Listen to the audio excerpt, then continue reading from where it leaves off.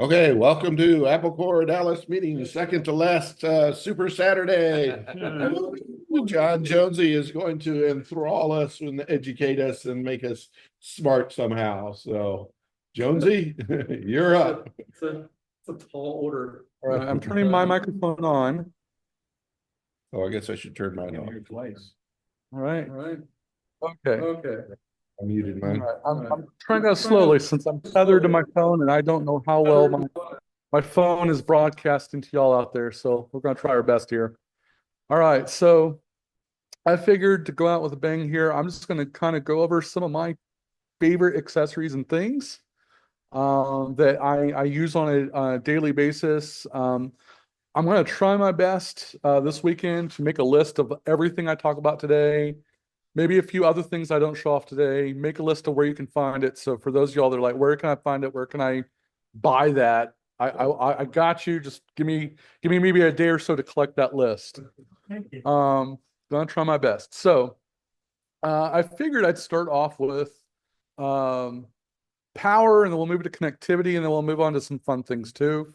In the meantime, I'll also try my best to connect my iPhone and see how well we can also show off some apps that I enjoy using too. So when it comes to power, there's actually a couple of accessories that are I think really cool. Some good must-haves. One of them is actually kind of new on the market. If you guys are familiar with the Ridge Wallet guys, they got really famous for making these really sleek, slim, modernized wallets called Ridge wallets. They recently introduced a Ridge charger. So I have the one that actually comes in this nice bright orange, so it's easy to find. As far as the capacity on it, it is really small font. Really small font. All right, so there we go. 10,000. Yeah, I'm getting there. 10,000 milliamps on here. So it has enough juice to charge quite a few things, maybe several times. But one of the things I love about it is it has a USB-C cable built into it. So you don't have to like remember, to bring your USB-C cable with you. It's built in. And for those of y'all that are still rocking things that are using Lightning, it has a Lightning cable also built into it. I think I still have one thing that's Lightning. It's my AirPods Max headphones. They're still Lightning. It's the one thing I have left. But if I need to recharge those on the go, that's there as well. So it also gives you the capability to connect your MagSafe as well. So if you have a MagSafe device and you don't want to use your built-in cables on there, you have MagSafe on the front as well. It works with the Apple Watch too. So if you're on the go and you need to recharge your Apple Watch, you can recharge your Apple Watch there as well. And then at the very bottom on the back, it does have a little stand there. So you can stand it up while it's charging your watch or charging your phone, or if you're having it recharge your phone while you're watching a YouTube video or whatever, movie, you have all that there as well. So What's the name? this Ridge charger. So again, Ridge is the company that makes it. Might check out their wallets too. So, and then it just recharges through USB-C. So plug in any USB charger on the bottom there and it will recharge from there. And there is a little icon bottom to tell you how much charge is left on it. So got 100% left on there. So it's good to have, good to go on there. Okay, so that's for like mobile power. This Nomad charger is my favorite charger for one, it's just so small. So if I'm happy to traveling, I can just throw it in my bag. It's not taking up a lot of space. It's a 65-watt charger, has 2 ports on it as well. So I can charge my phone at the same time as charging my iPad, or any other portable devices. If you have like an e-reader or a gaming console on the go, got 2 ports to work with on there.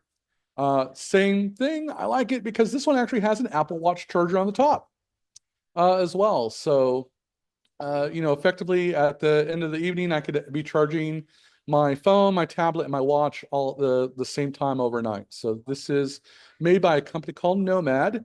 And when it comes to a small little portable charger, this is definitely one of my favorites. On the ports on the bottom, the top one supports high-speed charging. So if you have a device that supports high-speed charging, you have that ability too. And then I usually couple that with Apple's Thunderbolt cable, which will have the little Thunderbolt icon on there to let you know which version. The only downside I don't like to these cables is I don't know if they've changed it on the newer ones because we are up to Thunderbolt 5 now, if you've been keeping track. This one's Thunderbolt 4. Some Thunderbolt cables will actually have the number at the bottom to tell you what version they are. For whatever reason, Apple decided not to put the numbers on this one. So if you're picking it up and you don't know, like just by looking at this is Thunderbolt 4, you won't immediately know. That's the only downside I have to this cable, but it's nice and braided. It's very tough and durable. It works with my Nomad charger really, really well. And I've had this cable actually now for a few years, and it still looked pretty brand new. It's held up pretty well. So I do sometimes tell people sometimes it is worth um, put the money in for a little better cables from the get-go, because otherwise they start to fray, or usually what happens is the ends start breaking at the connector is another downside that I never tend to like. So speaking of lightning cables, this one is actually a fairly inexpensive one that I got off of Amazon by some company called Dasku. But the only reason I like it quite a bit is, and I also have a USB-C version of this too, but it has a 90 degree on there. So you can have it kind of like in on the side. It's not taking a lot of space. You can also get them in USB-C as well in a lot of different variations and sizes. So Is Lightning, like Apple unique? it is. Apple introduced Lightning some years back with a lot of their phones and the iPod touches. Uh, AirPods used them as well for Apple's charging, but Apple switched over to USB-C for a couple of reasons. One, the EU. The EU came down and said, you guys, we need to make this standardized. What are you doing? And there's definitely some perks to that, because now you can, you have a USB-C cable, and I know that, or Thunderbolt cable, which also works with USB-C. And the nice thing about this is that, I know it's going to work with my newer Apple devices, as well as pretty much everything else I own. There's very few things now that I have that are not USB-C. And if they're not USB-C, it's because they're just older devices I haven't upgraded yet. So that's it for charging, power and charging. Connection is probably next on my list. Oh wait, no, there's actually one more thing I have for charging. For some of you that might remember, the old Apple chargers used to have built-in power cable or cable management. For whatever reason, they decided to get rid of that on the newer versions. And I found a company that essentially makes this little accessory that snaps on to Apple's MagSafe charger, current generation MagSafe charger, and then gives me the ability to take my cable and keep it organized and not going crazy all over my backpack. Keep it together. I don't know what Apple's reasoning was for getting rid of the built-in cable management and their old cables. Outside of, I found I was always constantly teaching people that that's what those little wings on the old ones were for. They had no clue. Maybe that was the reason why they got rid of them. Is they found out their users just didn't know. But one last part for power. I want to say this guy is actually a guy on eBay that makes these in a couple different colors too. So I'll make sure to find the link and put that in there. But power management, if you are always struggling with your cable with your MagSafe, this is a good thing to have. All right. Speaking of connections, Satechi has kind of really been making a really good name for themselves lately, especially when it comes to Apple accessories. So this is a dock that works with MacBook Pro. And there's a couple of nice things about it. First things first, if you're needing more ports than what comes with your Mac, you got a lot more ports to work with. So you got Ethernet here on the back if you're needing to plug in through Ethernet.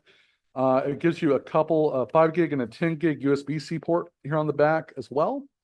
So you still have some USB type devices. Let's see here.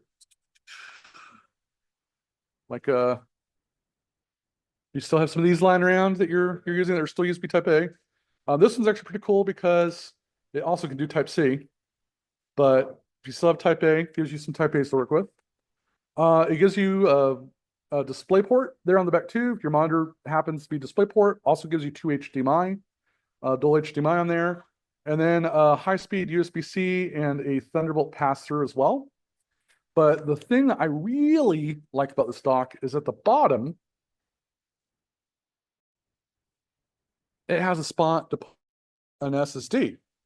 So in addition to the onboard solid state drive that is in your MacBook Pro that unfortunately you can't upgrade yourself anymore, this allows you to quickly add whatever size SSD that you like. And then when you connect, obviously when you connect your dock, it just shows up as an external drive. So I find this dock actually really, really handy, and I use it at work all the time. Ethernet speed. Remember correctly, it is gig. So I do understand for those of you that have faster that this might be a downside. Now this dock is a couple years old, so you might check if Satechi has maybe introduced a newer model. So SATECHI, and again I'll provide a link a little bit later for you guys. These guys also make a bunch of different accessories. They make Mac Mini docks. If you have like a G4 Mac Mini dock, if you have yes, it actually is. And they make them for if you happen to have a Mac Studio, they make them for the Mac Studios. And I have relatively had a good experience with the quality with these guys too. I know sometimes when you get stuff, especially off of Amazon and or other places, sometimes the quality is questionable, but the cables have been really they really hold up quite well. Connects through the two side ports there to give you full power on everything, and it's been a really good solid dock. All right, okay. So speaking of peripherals,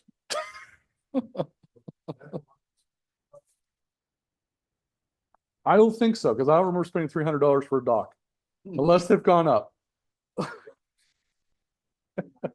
Okay. Really? All right. So apparently people have discovered their name, because I promise you guys, when I bought it, it was not that expensive. All right.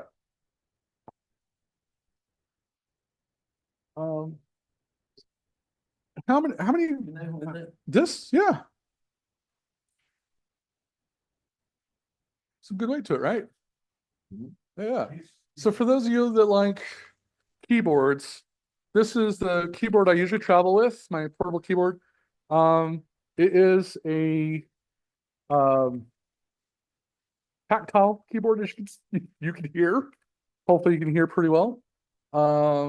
It's USB C. It has a built-in battery on it, so I can usually go quite a bit of time before having to charge it. It is a smaller type, so they do make the type that has the numbers. If you guys you gotta have those numbers on the side. I've found surprisingly I don't need the numbers as often, so I'm usually fine with the smaller one. This company is called Nuphy, Nuphy. They target gamers with these keyboards. I will be honest, it's maybe especially as I've gotten older, I don't find myself as much of a gamer anymore. Maybe that's a sign. But I do like the tactile feel on it, and I really like the quality of these keyboards too. The nice thing as well is you can sync it with up to 3 devices. So you can, with a keyboard shortcut, you can move it from one device to the next device to the next device. It'll allow you to program up to 3. So that's the Newfie keyboard. And when it comes to mice, Rechargeable battery built in, or it is built in, so it recharges through USB-C. So another fantastic USB-C device to use. Same thing goes for the mouse that I use. Logitech, I think, hit a pretty good home run with their MX Masters mice. This is the MX Masters 3. There is a 4 that came out a couple months back, which if I'm not mistaken, adds like touch gestures on it. I don't know how well I would use those, but the MX Masters 4 has that capability. I think kind of similar. I don't know if I don't know if it's an exact. So if that's not your cup of tea, you might be able to pick up a Masters version 3 for much cheaper now, since Logitech is pushing the 4. It had one of the things that really sells this mouse for me is the scroll wheel on it. I know it's kind of hard to see through a webcam, but when you flick the scroll wheel, it will keep spinning for a long period of time. In fact, right now it's still spinning. I think it finally stopped. Yeah, it finally stopped. So if you're if you're in a really big spreadsheet, or here like me lately, I find myself in really big databases, and you know, I could just flick and just takes me down. Also has a scroll on the side, so it provides horizontal scrolling. There's tons of programmable keys on it as well. Quick ways to change your sensitivity as well, so you can kind of change how reactive it is on the device. And like my keyboard, it can remember up to 3 devices as well. So, you know, I can have it synced with my Mac, and then I can have it synced with my Mac Mini, and then maybe another device like my work computer. So, yeah, like 2 desktops, we can yeah, basically just, yeah, hit that little button on the bottom here from 1, 2, or 3, and it's Bluetooth. Same thing with the keyboard, Bluetooth. So it's just using the Bluetooth technology for that. Let's see here. I think when I got this one here, it was on sale for about 100, roughly. So sometimes it is keep an eye on them around sale time. So President's Day sell. It's on there too. All right. This next one is actually something that I kickstarted. For those of you that are not familiar with Kickstarter, Kickstarter is where someone comes up and says, I have this idea for a really good product. If a whole bunch of people back me on this idea, we'll start developing it, hopefully take it to manufacturing, and then it becomes a real product. I will say, one thing to be careful at Kickstarters is sometimes the product does not make it. It happens. I've actually had that happen to me twice, where the product just never made it to market, but this one did, because it had a huge following. One of the things that I'm maybe not as excited about is gaming on my iPhone. I never get used to like the virtual buttons that are on the screen. But I got really excited, I want to say 2 years ago, because Apple introduced the ability to do emulation on the iPhone. So that means that you can emulate software from old hardware from, you know, 70s, 80s, and 90s. And just like you can do it, and I think I've shown in the past, Richard has too, showing that by doing that on the Mac side of life. Now you could do these things on the iPhone and iPad side of life. But I quickly discovered playing some, especially for me, playing like old Nintendo games from like the 80s is really hard to do when you have no buttons to work with. You just have screen buttons. So you're also taking up part of the screen to simulate those buttons as well. So this company, a little wet, a little moist. They created I think, a really cool controller for mobile devices. It works with MagSafe. They call it the MCON, the mobile controller. I don't know how this will work because I'm using my phone now that I'm broadcasting with, but we'll give it a shot. So it magnetically, connects magnetically. And then I push this little button here at the top, it slides up, and now I have lots of different buttons, joysticks as well. And then for a little extra comfiness, it has these little handles that come down. And now I have some really comfy handles so I can play on the go.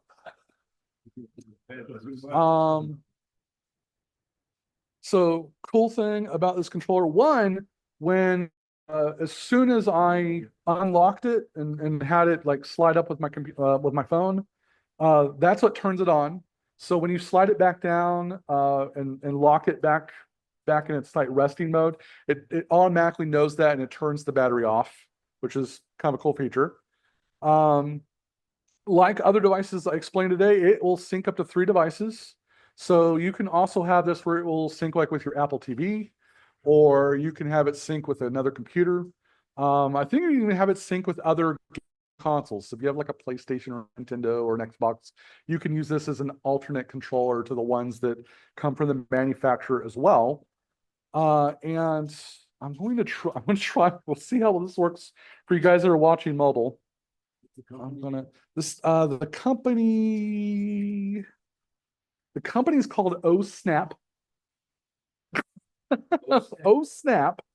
They also are an accessory maker, so they make kind of like those little MagSafe pop sockets that go on the back of your phone that allow you to hold your phone a little bit more comfier for long periods of time. They also backed and made this device as well. So this came out early this year, because I've only had it for a little while here. Let's see here. Let's give this a try. 6, nope. Turns out I can't log in upside down. Does not work. Does not work.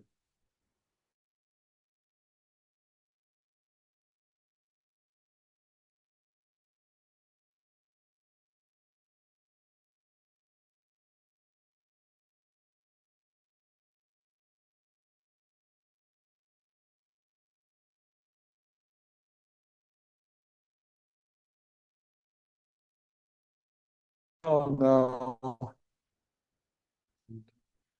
Did I lose them?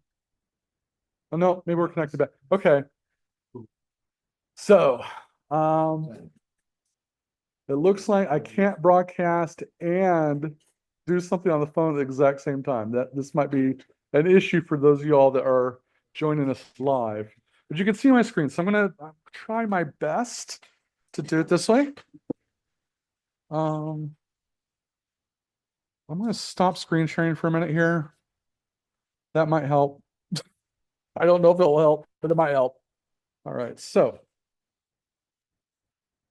speaking of apps, one of my favorite apps for emulating old games is an app called Delta.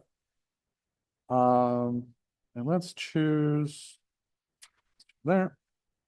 So I'll put this in. All right.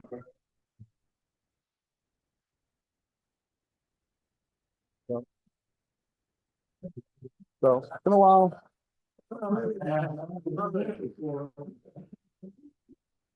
And it's pretty responsive. There's not really a delay in the buttons.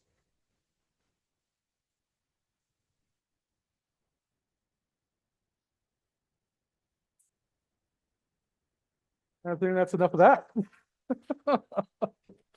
So, maybe at our next meeting, I'll do a better demonstrations because a lot of us will be there in person, hopefully. But that's the MCon, and then Delta has become my go-to for emulation, not just on the phone, but they also have an Apple TV app. And if you have your ROMs, which are the software that you have for basically the software from the old cartridges for emulation, you can sync that with iCloud, and then that way you can keep your games in sync wherever you are on your phone or your tablet or on your Apple TV. All right, so that's the MCon. How we doing on time, y'all? We doing okay? Good kind. Thumbs up, thumbs down? Okay. All right, I might make this one the last ones then. And who knows, maybe in March I'll bring a few things extra with me to maybe show some things off in person. This is a portable label maker. It's called the Nimbot. And you would think I wouldn't get excited about label makers, but here we are in 2026, and I use this label maker actually quite a bit for a couple of reasons. One, I label all my USB drives, so this one is my macOS Tahoe USB drive that I use to make these I need to re-image computers. And I have, different ones for different things, but I've also find the label maker to be just handy for even other little things. Like I have all the different Mac minis in our server closet labeled. So I know, oh, that's the Mac mini for dock 3, that's the Mac mini for dock 4, that's the Mac mini that controls all the docks on there. Let's see here. So it has a companion app called Nimbot. And then once I log in, it will automatically connect to my label maker. It figures out what type of paper I have loaded. So it's able to figure out what size is loaded inside. I have a lot of different little labels I've saved as well. See if I can get that. I don't know how well I can get that here. Oh, there we go. All right, so I have a whole bunch of different ones that are pre-done, so I can import images, I can import, or I can type in text. It has a lot of built-in different fonts. If the app does have a subscription service, if you want to have the ability to download more fonts than what are standard, and it has other like templates that are already like pre-done, but I've found I've been able to get around without having to subscribe to the app on there. So if I go in here and say, this is Jonesy's. So there's my label. It says Jonesy's, has my logo on it. I can go in here. I can say I want to print. And let's see here, print. And voila, boom. It is thermal. Yeah. So that is another nice thing about it is it's you can already no smearing, nothing to worry about, and then it just tears it off. So that's the Nimbot. So if anybody needs a label. All right. And got a few more minutes, I think.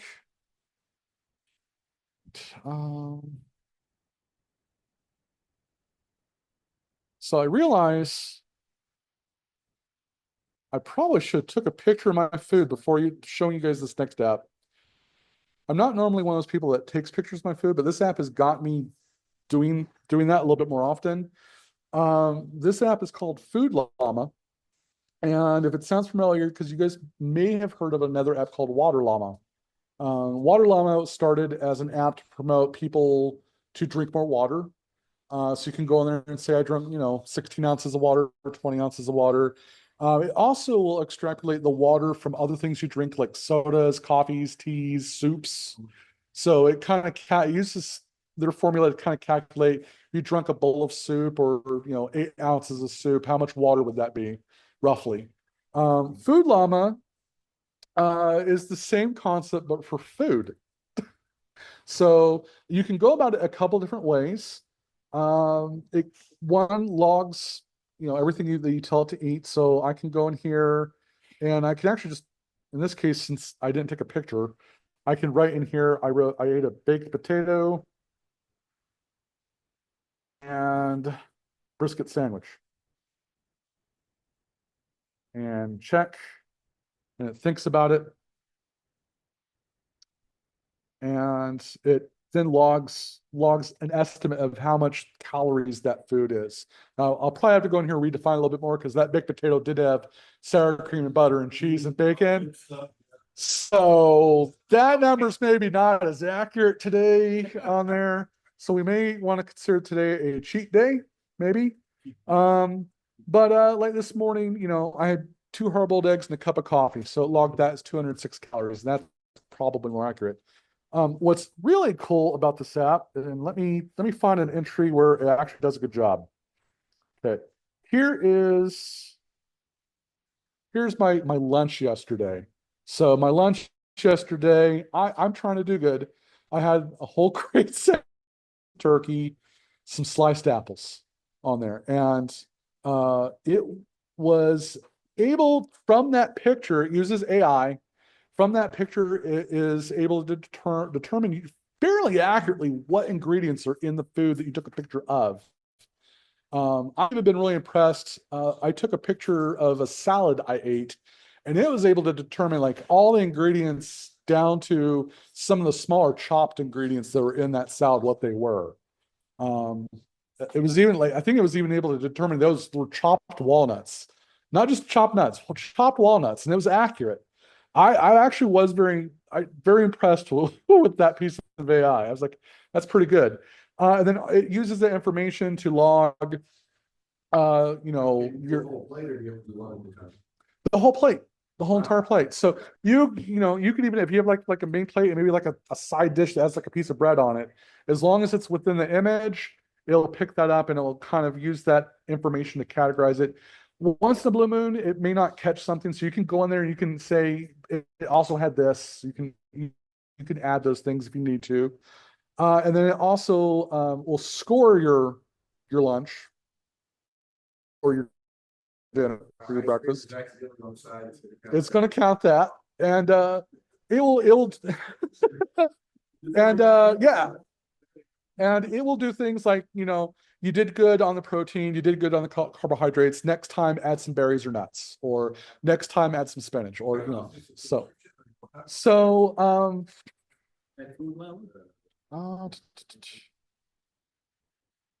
Food Llama, and I think I did a one-time purchase. So it has like a couple different options. You can subscribe for a smaller amount, or you can say one-time purchase, and you don't have to worry about subscriptions ever again. So it gives you a couple of those options. And then if you want to just try it out, see if it's for you or not, they have it where you can try it for like 7 or 14 days to see if it's your cup of tea or not. That's Food Llama. And then again, that bonds well with Water Llama if you're also tracking water.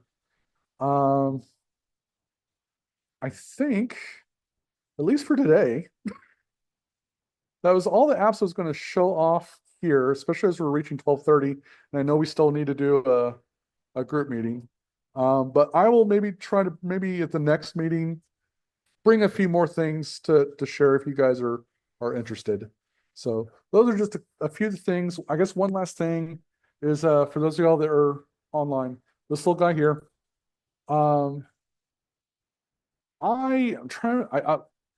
The company is called Wonder Boy Innovations. It is from China, so that's not, if you're wondering how they're getting around the copyrights. China, they're getting around it. Especially with the stickers that come with it. I'm pretty confident Apple did not greenlight this. But it's a pretty faithful little rendition of the Macintosh Classic, I think. And it has, I don't know if you guys can see it, you can show the smiley happy face. And you can also switch it here. Show the kind of hard to see because of the rogue, but you have the date, the time, the current temperature inside, because it's just the temperature it's getting from internal.